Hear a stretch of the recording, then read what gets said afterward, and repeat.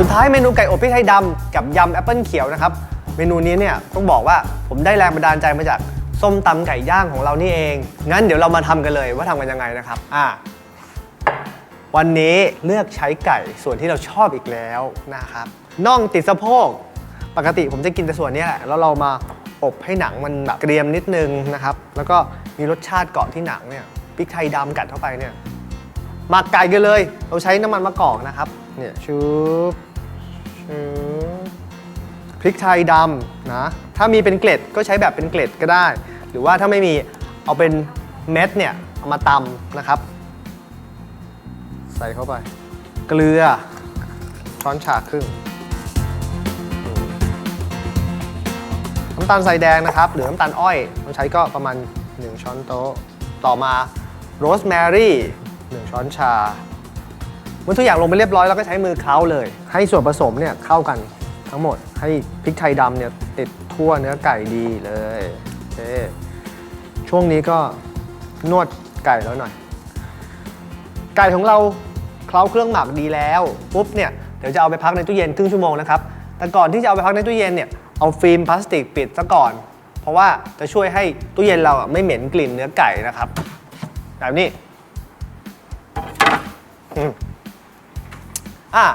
ระหว่างที่รอไก่เรามาอุ่นเตาอบก่อนได้เลยอุ่นเตาอบไว้ก่อน15 นาทีก่อนอบเพื่อให้อุณหภูมิทำงานนะครับเตาอบนะครับใช้ไฟบนล่างนะครับอุณหภูมิประมาณ180 ถึง 200 องศาอบประมาณ20 ถึง 25 นาทีทั้งนี้ขึ้นอยู่กับขนาดของไก่ที่เราเอามาอบนะครับถ้าขนาดเล็กก็ใช้เวลาน้อยหน่อยไฟน้อยหน่อยถ้าขนาดใหญ่ก็ซัดไปเลยเต็มที่นะครับตอนนี้ไก่เราหมักได้ที่แล้วเดี๋ยวเราออกมาเลยนะครับโอ้งามมาก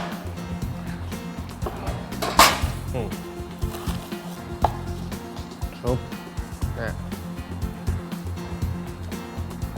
เอามาเคล้าน้ำมันที่นอนก้นอีกทีนะครับพวกตัวมาริเนตตัวหมักที่เหลืออยู่ก็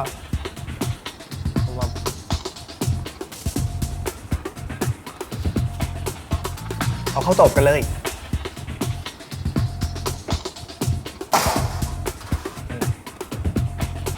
ระหว่างที่รอไก่อบนะครับเราก็มาทำน้ำยำทำง่ายมากน้ำปลาน้ำตาลมะนาวทำเหมือนน้ำยำทุกอย่างเติมพริกเข้าไปเติมน้ำมันมะกอกเข้าไปนิดหนึ่งจบหน้านี้มะนาวน้ำเยอะแล้วก็น้ำตาลช้อนหนึ่งพริกป่นนะครับวันนี้เราใช้พริกป่นละเอียดใครชอบเผ็ดก็ซัดไป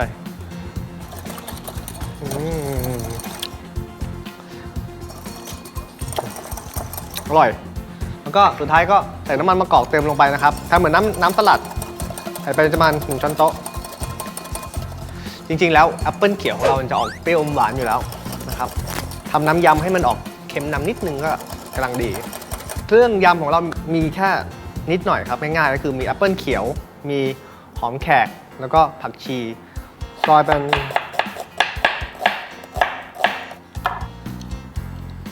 แอปเปิลนะครับหั่นอย่างนี้ปุ๊บ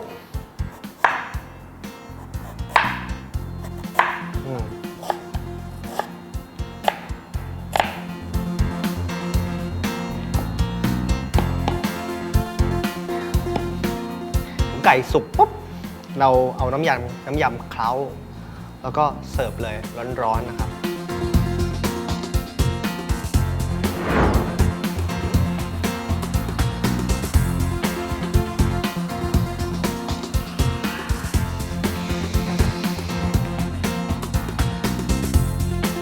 เช็คไก่นะครับว่าไก่สุกหรือยังเราใช้ไม้จิ้มลูกชิ้นนะครับจิ้มไปเลยนะครับ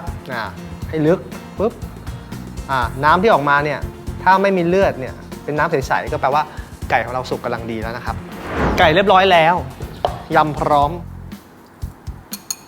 เคล้าน้ำยำได้เลยสุดท้ายเราจะเพิ่มความกรุบกรอบหอมมันด้วยเม็ดทานตะวันอบเกลือนะครับ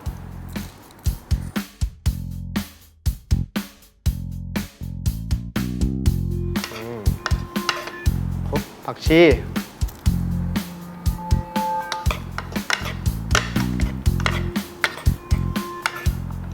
ชิมหน่อย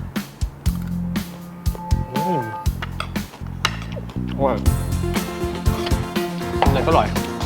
จังหวะนี้นะครับเดี๋ยวต้องผ่าไก่ดูเลยแล้วลองชิมดูว่าไก่กับยำแอปเปิ้ลเนี่ยมันเข้ากันแค่ไหนเอาตรงนี้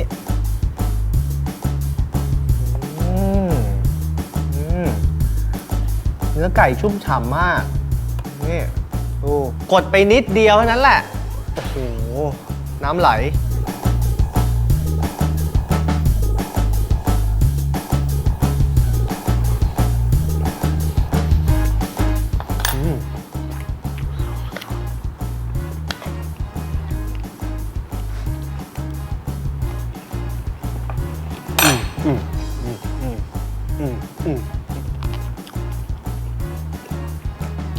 beautiful beautiful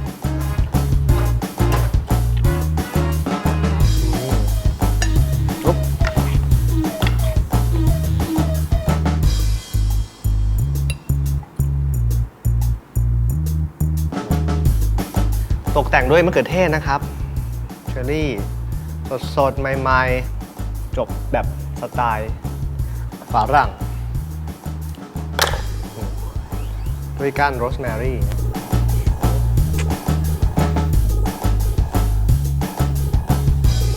นี่แหละครับเมนูฟิวชั่นง่ายๆที่ผมเอามาฝากทุกคนในวันนี้ลองเอาไปทำดูนะครับจะได้รู้ว่าเมนูฟิวชั่นเนี่ยไม่ได้ยากอย่างที่คิดใครอยากได้สูตรนะครับเข้าไปดูได้ที่แฟนเพจของแสงแดด Publishing และสัปดาห์นี้พิเศษมากๆเพราะว่าฟิวชั่นเนี่ยเป็นเมนูที่ผมอินมากๆก็เลยอยากชวนเพื่อนๆทำเมนูฟิวชั่นอะไรก็ได้ที่เห็นในรายการถ่ายรูปพร้อมข้อความประทับใจอย่าลืม #CAY with Nan นะครับส่งมาที่แฟนเพจของแสงแดด5 ท่านที่ทีมงานประทับใจมากๆกับการบ้านที่ส่งเข้ามารับไปเลยคลิป Come and Cook Fusion หนังสือของผมเองเดี๋ยวจะเซ็นให้ด้วยนะครับอย่าลืมว่าผมทำได้คุณก็ทำได้คุกอิท yourself นะครับ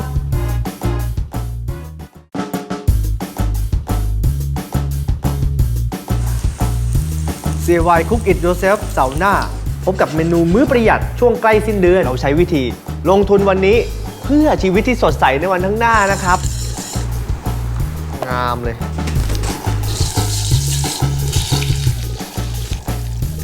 ช่วงสิ้นเดือนเราจะไม่ยอมสิ้นใจพบกับเมนูสุดยอดประหยัดทางช่อง New TV Cook It Yourself นะครับ